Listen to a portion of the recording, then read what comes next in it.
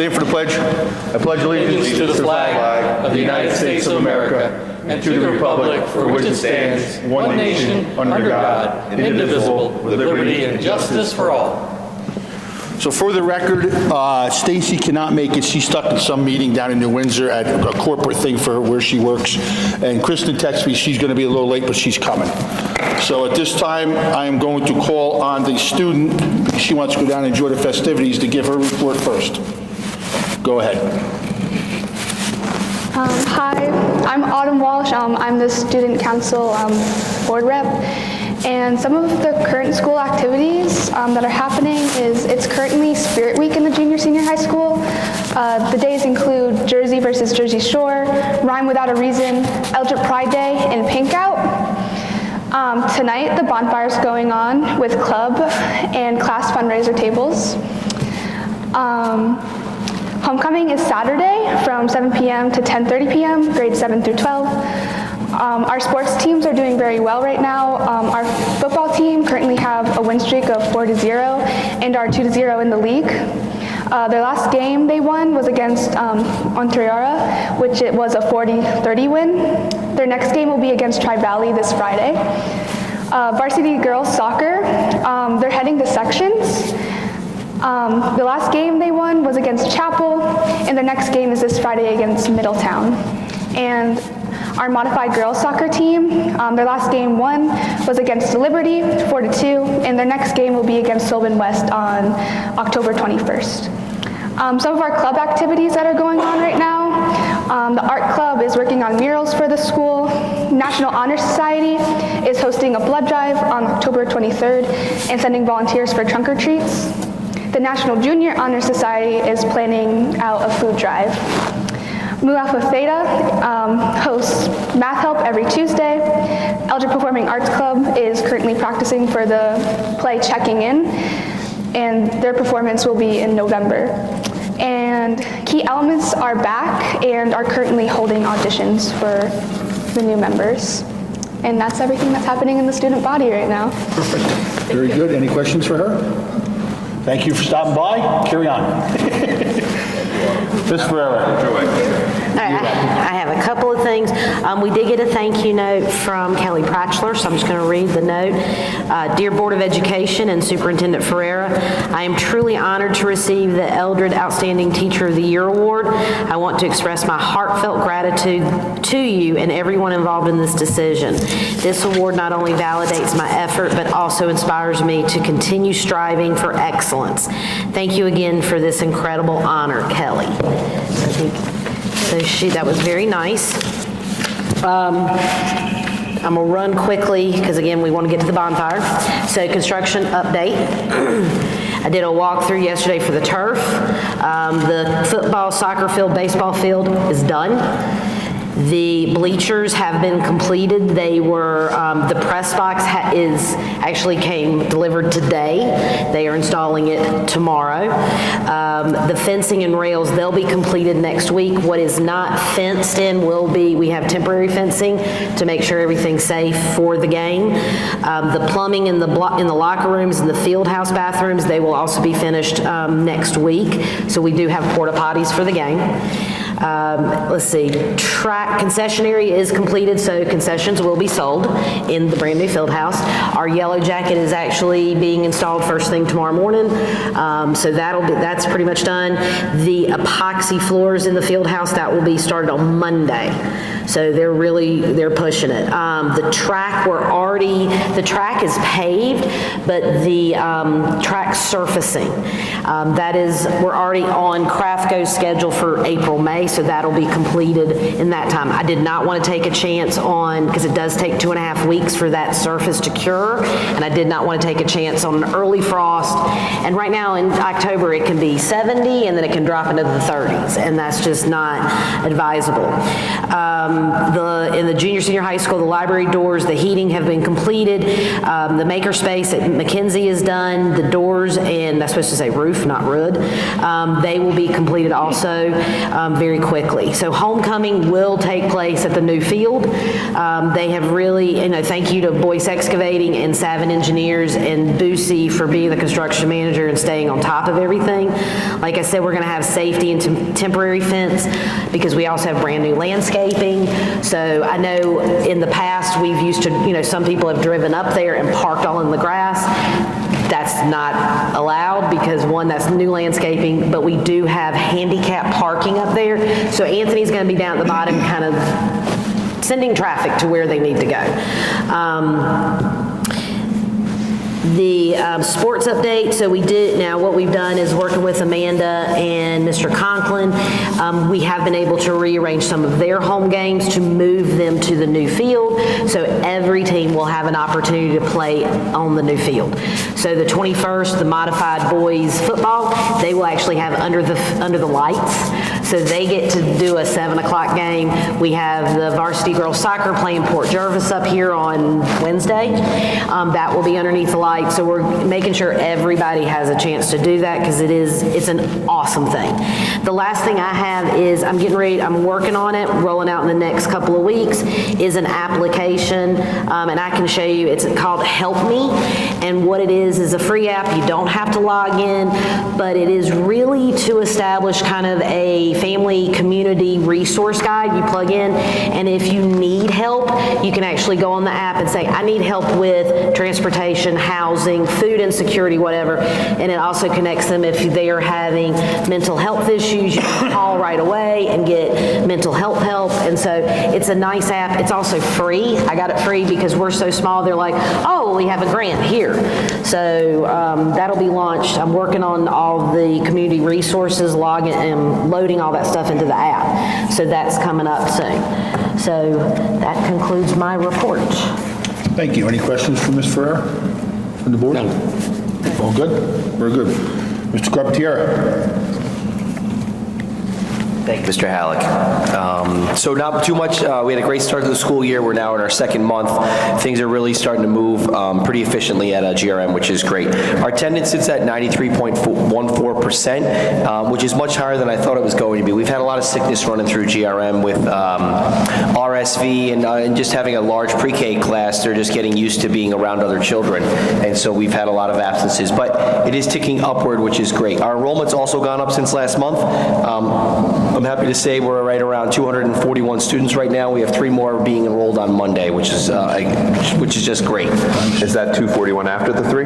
No, it'll be 244 on Monday. It's 241 right now. Nice.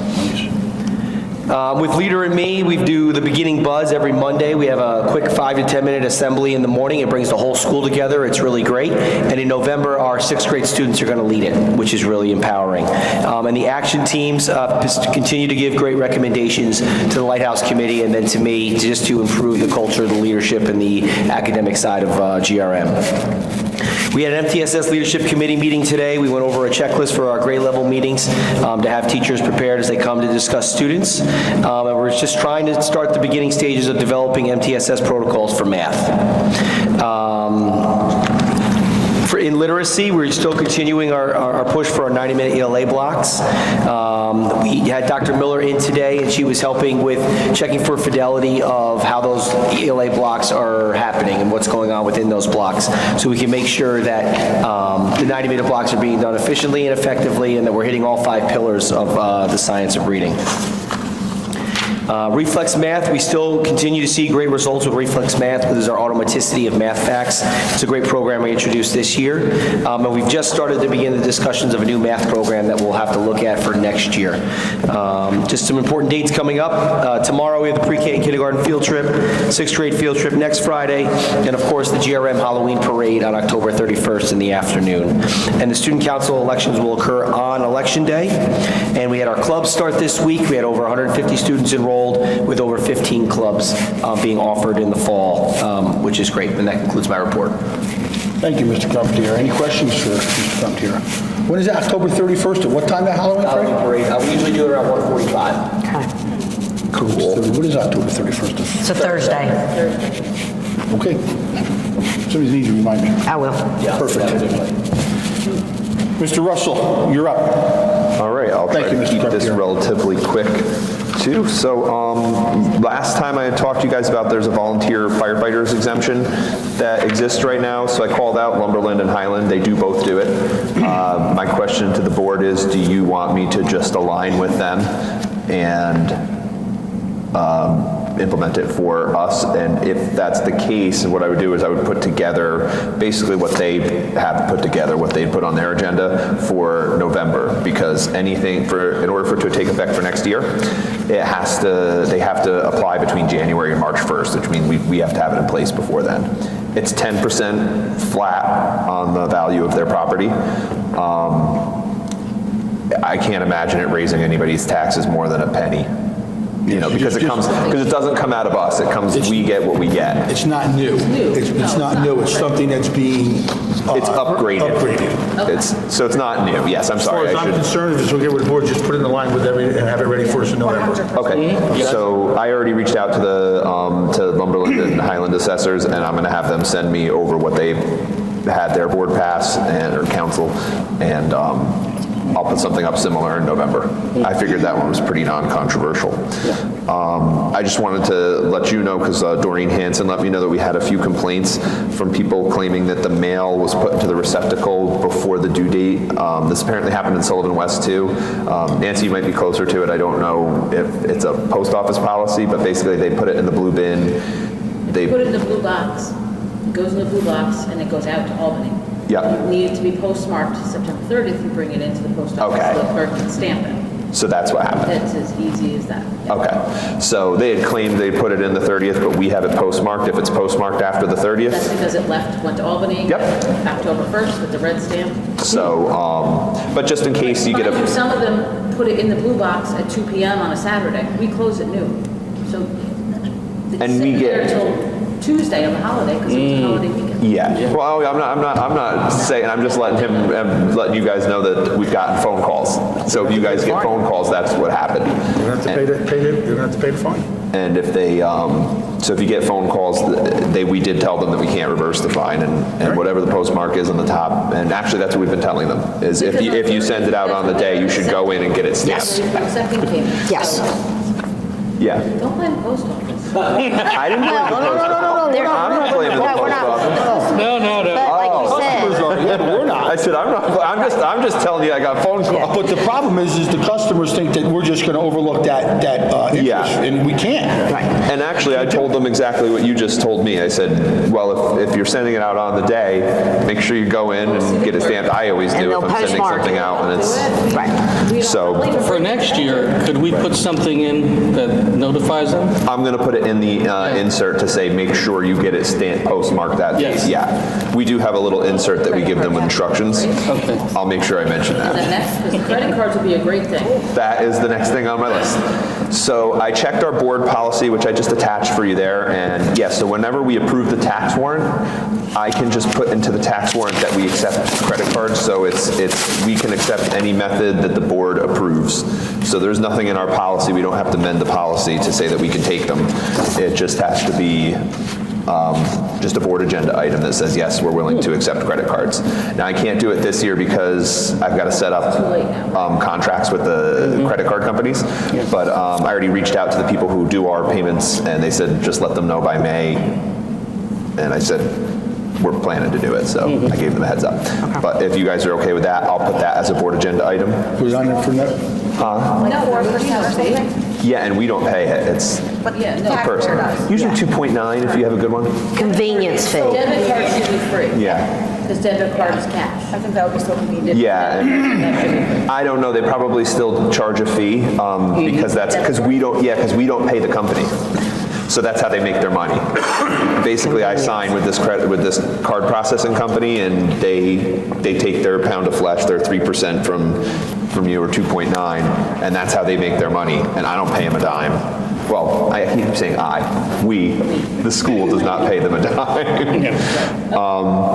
And then the only other things I have is all of our state aid documents are in. I'm waiting until November 15th. That's when they release what we actually get for state aid, based on what they told us they were going to. I don't expect it to change drastically, but I'm always skeptical. And as of today, we're within the budget for the capital project. I do want to point out 2 change orders that we have. One that has already happened, but it was in our original plans, but somehow got left out of the specs. I think we probably already told you about it. It was on our budget last time. That was the striping that's on the field. That was part of the original approval, it just somehow didn't end up in the state contract. And then a second one, which was more recent, which Tracy might have already told you about, was the roof over at the elementary school. It has to get the tin roof. They has to get sandblasted. One of that sandblasted. The one that faces the road. It needed a little extra remediation. That one's going to be extra TLC. 35.5. We'll put that on next month's agenda for approval, but it's. That's still within the budget. Yes. Oh, yeah. We are, so as of right now, and I gave you a copy of the budget, but I'm going to end after this. We have $140,769 left in our contingency in case we've got to pay something out, and we still have $200,000 left in our allowances with the contractors. So right now I have $300,000 that left to play with in case something happens when we do the track, or if we need to do a little extra work at the end. Okay. Yeah, we're not touching it until once we get the track scheduled and everything's completely done, just in case. Right. Yeah. Yeah, you want to make sure you've gotten through all the major pieces, because you want to make sure they don't say, oh, and by the way, we didn't realize this was going to happen and there's a $100,000 change order and you spent the money. Yep. But that is all I had for tonight. Obviously, in the night questions, we kind of kicked everything around already. Thank you, Caleb. Yep. Real quick, two things for me. Aileen Gunther is retiring. She's going to be missed. She was all about education.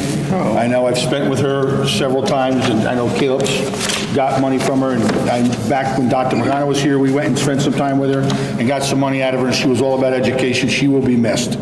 Second thing I'd like to say is thank you to everybody that's worked on that field up there to get it done for homecoming. Because to me, it's important that our seniors have their last game here on their home field where homecoming, where the senior night is.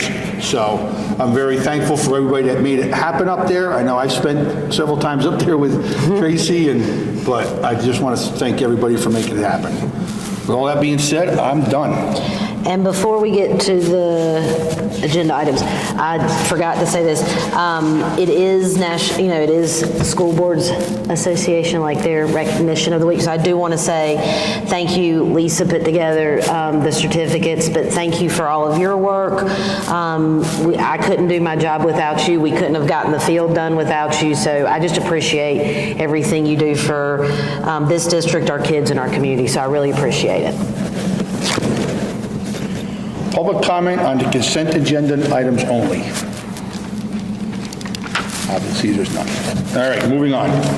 I need a motion to approve consent items 4.01 through 7.05. Motion by Nancy. I'll second. Seconded by Amador. All in favor? Aye. Okay, under new business, we have a quick thing to go through here. Resolution to approve request for proposal for District General Legal Counsel. Be resolved that upon the recommendation of the Superintendent of Schools, the Board of Education hereby approves the request for proposal RFP for District General Counsel Legal Services for the 2025-2026 school year. Further be it resolved, the interview, procedure, process, and selection during the upcoming months, which then a decision is to be rendered at a regular board meeting for approval in the future. Be resolved, a request for proposal, a District General Legal Counsel has been approved. Does everybody understand what that is? Yes. That's our attorney. Yes.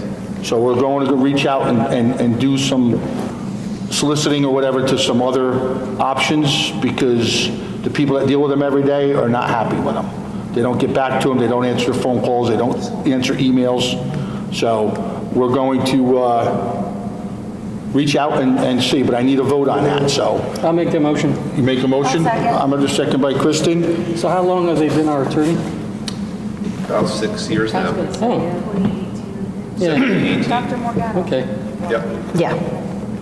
For 8 years. 8 years. I mean, 16, 8 school years. Yeah. 8 school 8 years. years. So, Yeah, might be time for a change. yeah. Yes. I need a vote. Nancy? Yes. Kristen? Yes. Amador? Yes. And I'm a yes. That's done. Okay? Public comment on anything anybody wants to talk about? Do we have any idea who we're going to look into? Well, we send the RFP out. Right, and then they gotta get back to us. Everybody, last time we did it, Lisa shared it with me, there were, Wow. yeah, Educational laws. yeah, And then we try to narrow it And- down to a few that you interview. right, and, Just in Suffolk County? no, yeah. Well, they're in Albany. Well, that's true. I was there right now. Well, up in Albany. Poughkeepsie. Or So Poughkeepsie. Shaw's Poughkeepsie. One of them lives in Yeah, Albany, Syracuse, they're all over. But like I've reached out to the other superintendents just asking, what do you get? And so that's what I was like, okay. Yeah. All right. Public comment, anything at all? All good? Very good. There is no reason for executive session, correct? Correct. So we don't have to go in there. So the next meeting will be held at Thursday, November 14th, 2024, 6 PM at the gym here. I need a motion to adjourn. I'll make that motion. Kristen, I'll second. second, Amador. Thanks.